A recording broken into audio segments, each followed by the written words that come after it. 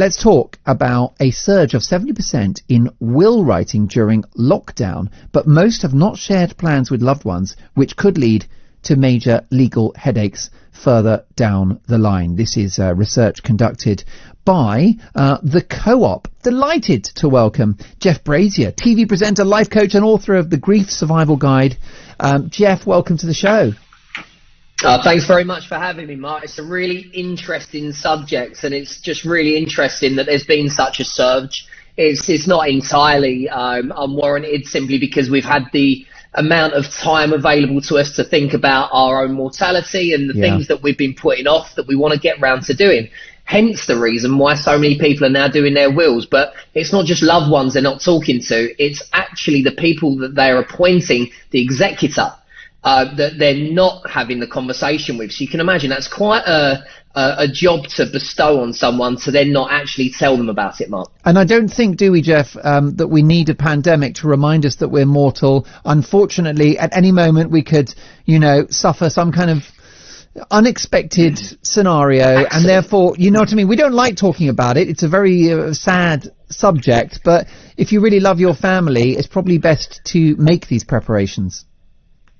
Well, as a life coach, I have coached many bereaved clients, and it's very common for me to hear people talking about the fact that they can't start the grieving process for the fact that they're dealing with the litigation, the legal battles, the messy situations that have been caused by either somebody not leaving a will, or the fact that they've basically not told the executor, who is then sort of in a quandary because they've got all these relatives and cousins and lots of people basically asking exactly what's going on, and that would be quite a shock. And obviously that is an additional layer on top of the horrific grief that they're experiencing in the first place anyway. So I think to actually pre-warn people would be slightly polite and good manners, really. Indeed. And Jeff, your book, The Grief Survival Guide, was a very important book. It was very successful. You've been through, like every human being, you've experienced grief. You had it much too young. Your lovely partner, Jade Goody, the reality star and celebrity,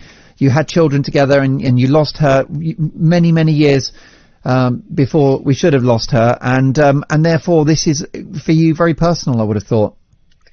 Yeah, I can speak about this quite passionately, simply because, my own personal experience is one thing. I've lost many family members, too many, to be honest. And, a lot of us feel like we're just losing one person sometimes, and actually that can end up feeling like you've lost a whole bunch of relatives because of the way that these things pan out if the right conversations haven't been had. And you alluded to, Mark, at the top of the interview how it's a difficult conversation, but if it wasn't, and if we were brave enough to actually see that we could save our loved ones a considerable amount of mess ultimately just by being straightforward about what it is that we're potentially leaving them. Obviously you don't owe anybody any explanation, it's at your complete discretion, but the fact is by pre-warning people, not just the executors but those around you, and having that conversation ahead of time, it might be that it doesn't happen for another 20-30 years.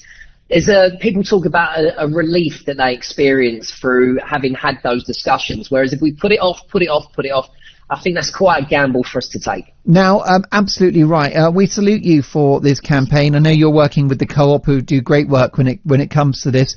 Can I congratulate you on your hair, which, basically it's the opposite of lockdown hair.